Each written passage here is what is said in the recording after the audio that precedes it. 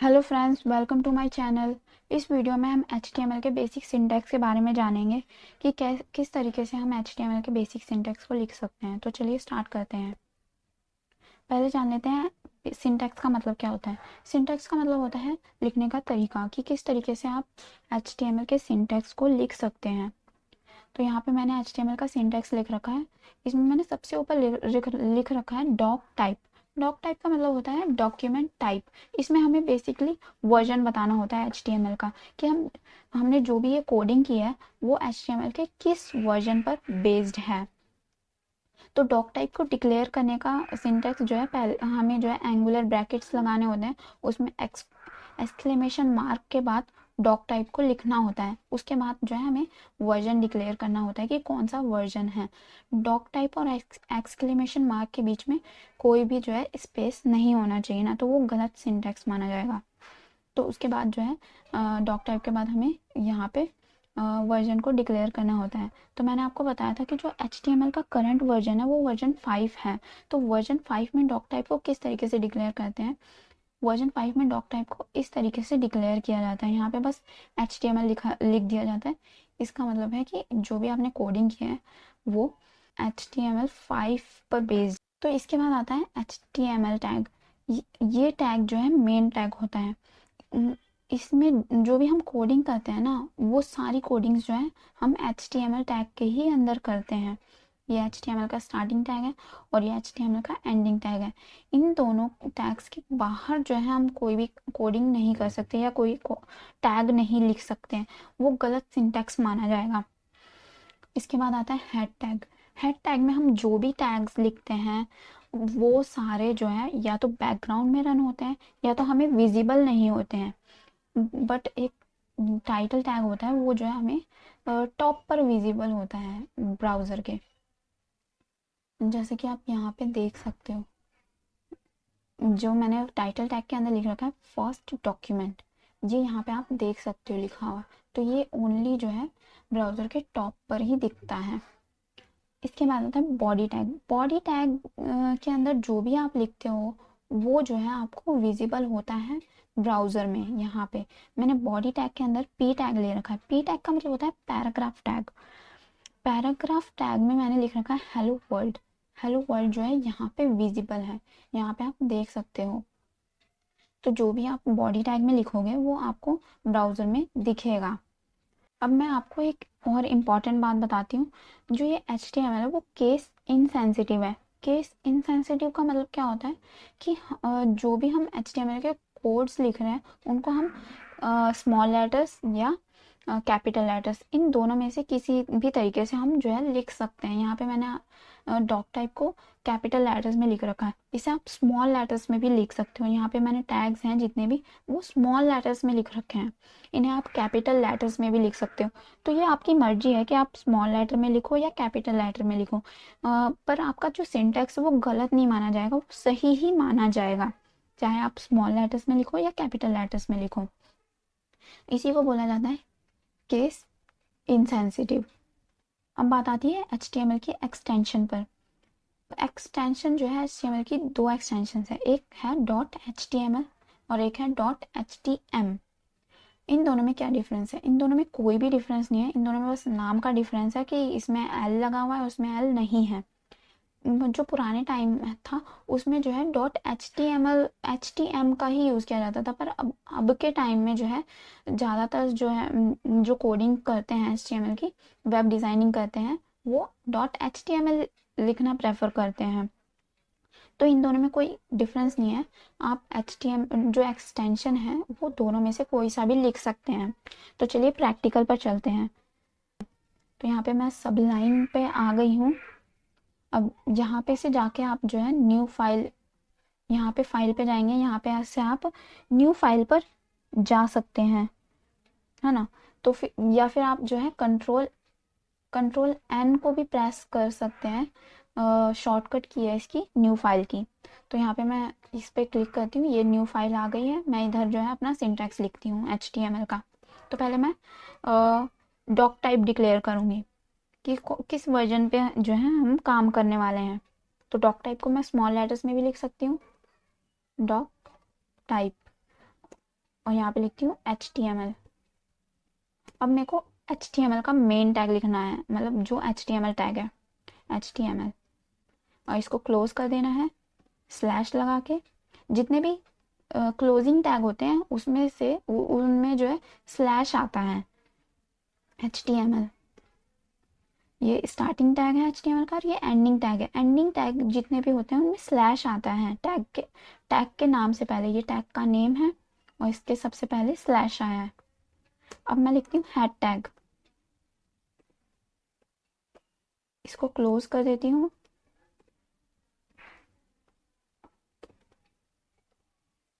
अब इसमें मैं टाइटल लिखती हूँ जो कि हमारे जो ब्राउज़र है उस पर टॉप पे दिखेगा, टाइटल। आपको स्पेलिंग एकदम सही सही लिखनी होगी। मैं इसमें लिख देती हूँ फर्स्ट डॉक्यूमेंट। अब मैं इस टाइटल टैग को क्लोज भी कर देती हूँ। अब मैं हेड टैग के बाद, ये हेड टैग हो गया हमारा। हेड टैग को क्लोज करने के बाद ही हमें बॉडी टैग लिखना है, बॉडी, और इसको क्लोज कर देती हूँ। ओके। अब जो भी हम बॉडी टैग में लिखेंगे वो हमारा ब्राउज़र में विजिबल होगा हमें। मैं यहाँ पे पी का मतलब होता है पैराग्राफ, तो ये पैराग्राफ टैग है। इसमें मैं लिख देती हूँ माय फर्स्ट HTML डॉक्यूमेंट। अब मैं इस पैराग्राफ टैग को क्लोज कर देती हूँ। तो ये मैंने सारी कोडिंग कर ली है। अब मेरे को बस इसको सेव करना है। सेव करने के लिए आप यहाँ पे जा सकते हो, यहाँ पे से सेव कर सकते हो, या Ctrl+S इसकी शॉर्टकट की है, उसे भी प्रेस करके आप सेव कर सकते हो। यहाँ पे विंडो दिखेगी, यहाँ पे मैंने HTML का मेरा एक फोल्डर है, उसमें मैं इस फाइल को सेव कर रही हूँ। तो मैं इसका नाम लिख देती हूँ बेसिक अंडरस्कोर सिंटैक्स। मैं इसको आपको जूम करके दिखा देती हूँ। अब मैं इसको .html एक्सटेंशन से सेव करूँगी। एक्सटेंशन मेन है।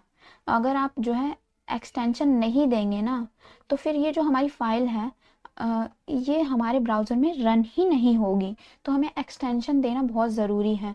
एक्सटेंशन हमारे डॉक्यूमेंट का टाइप बताता है कि कौन से टाइप की हमारी फाइल है। तो ये HTML टाइप की फाइल है, मतलब कि ये ब्राउज़र में रन होने वाली फाइल है। तो हमें HTML एक्सटेंशन तो लिखनी ही होगी, ना तो ये हमारे ब्राउज़र में रन नहीं होगी। तो मैंने HTML लिखा, सेव पे क्लिक किया। अब मैं इसको कर देती हूँ। ये देखिए थोड़ी सी कलरफुल सी इसकी कोडिंग आ गई है। ये इसका फीचर है कि जब हम डॉक्यूमेंट को सेव कर देते हैं तो ये जो टैग्स हैं वो हमें कलरफुल फॉर्म में दिखते हैं। तो मैंने इसे सेव कर दिया। अब मैं इस पर राइट क्लिक करूँगी तो यहाँ पे आप देखोगे कॉपी फाइल पाथ। इससे मैं जो है इस फाइल का पाथ कॉपी कर लूँगी। मैंने इस पर क्लिक किया। अब मेरे जो है कॉपी हो गया है फाइल का पाथ। अब मैं यहाँ ब्राउज़र में जाऊँगी। ये मैंने गूगल क्रोम खोल रखा है। यहाँ पे मैं Ctrl+V करके Ctrl+V से इधर पेस्ट कर दूँगी। Ctrl+V दबाऊँगी। ये यहाँ पेस्ट हो गया है। अब मैं एंटर पे क्लिक करूँगी।